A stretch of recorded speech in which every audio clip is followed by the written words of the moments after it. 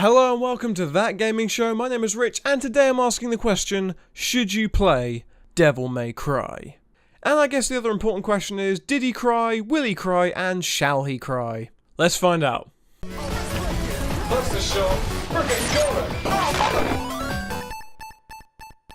Can I just say before I start this that I overly respect this game. Everything about it is incredible. It inspired so many games after it and set a tone for the character action subgenre for years to come. Games like God of War, Bayonetta, Metal Gear Rising, all of these fantastic games all owe it to Devil May Cry.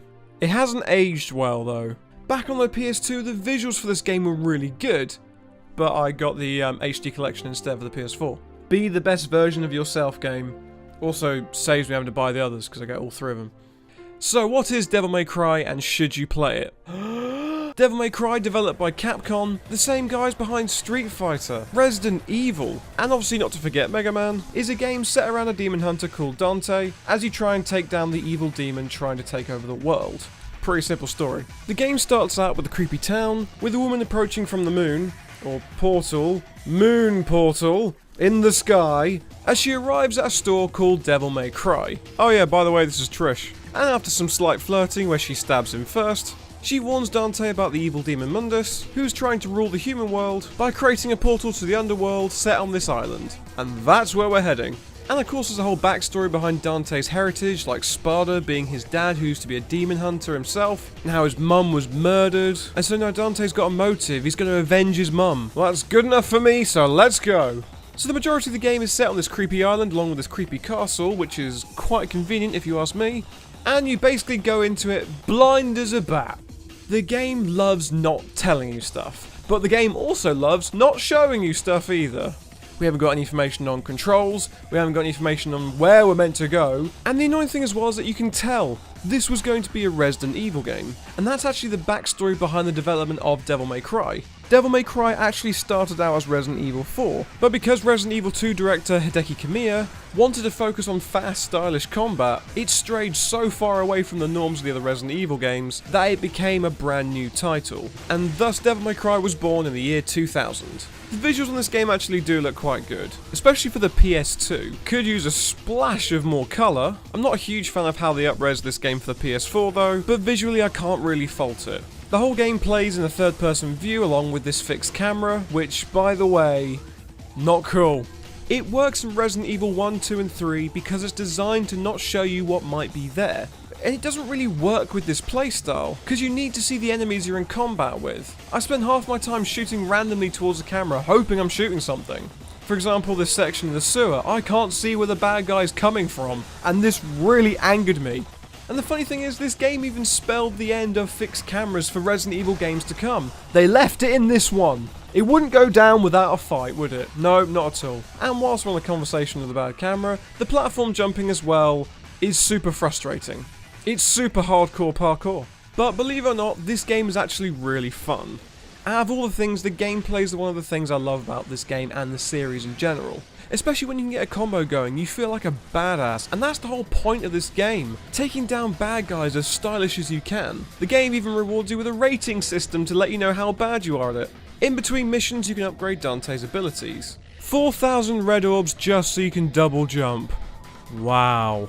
You can even track down and find different weapons, which by the way you can so easily miss. This entire playthrough I didn't even find the shotgun. It was hiding right underneath this desk. I completely missed it. How would you know? Oh, don't worry though, it freaking kicks ass. That could have been overly freaking helpful, especially through the steep learning curve. Because unfortunately in Devil May Cry 1, certain aspects of the gameplay are really clunky. Weapon swapping sucks. Firing your gun requires you to press R1 and then square or circle, which after a while can be really tiring. And Devil Trigger?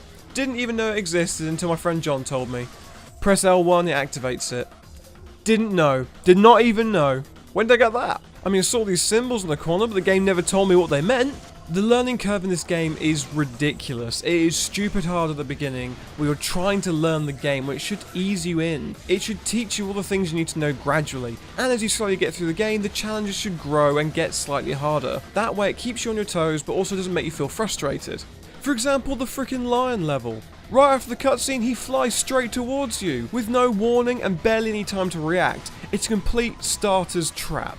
The first boss was a freaking molten lava spider thing that can shoot fire at you, hit you with the tail when you get close to it, and even gets fire things shooting up from the ground. In the first half an hour! The music in this game is really 2000, and that's the most generous way I can talk about it.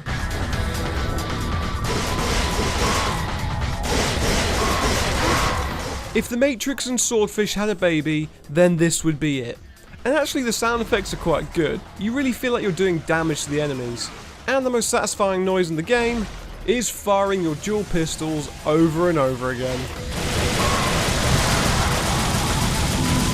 I've spent the last few minutes kind of hating on this game when actually, I love it. It's a great game. It's such a strange anomaly, because when you get past the steep learning curve, you'd be surprised how quickly you fly through it. I managed to beat the game in almost 4.5 hours, and that's me not really rushing either. One of the main problems this game has as well is that it takes itself way too seriously. Especially as it came out in the height of the Matrix. Around this time everyone was trying to be cool and edgy. It was cool to wear big long coats. Apart from in the original trailer, you wear a short coat. And of course we can't forget about the cheesy dialogue. I should have been the one to fill your dark soul with light! Oh, Jesus Christ. They should have really tried to have a laugh with this game, because it's absolutely ridiculous. Demons, crazy monsters, bullets flying everywhere. Just have a laugh with it. But you can tell this game is a result of the time it came out. But obviously this is a should you play, so is it worth playing? Honestly, I only think you should play this game if you're actually interested in the DMC series. If you want to know its roots and where it all started, then yeah, definitely play it. But everything about it is so dated. The story, the camera, the gameplay, you can tell this is old school gaming right here. And I'm aware the other Devil May Cry games are better than this first one, apart from the second one, which, you know, we'll get to that at some point. I'm really looking forward to playing the other DMC games, and I'm glad to say that actually I've beaten the first one. It's been something I've been meaning to do for a really long time. Again, I want to stress, I actually really did enjoy this game, but is it for you? That'll be something for you to decide. Just know you're in for a rough ride. So there you go guys, what do you think of my opinions? Do you have opinions of your own? Please let me know in the comment section below. If you like the video, make sure you give it a good thumbing. And as always, thank you very much for watching. My name is Rich and I'll see you in the next video. Ta-ra. Hello, I've come to learn things. Like, Whoa! What happens if you take a bullet to the head? Oh. Thanks for teaching me.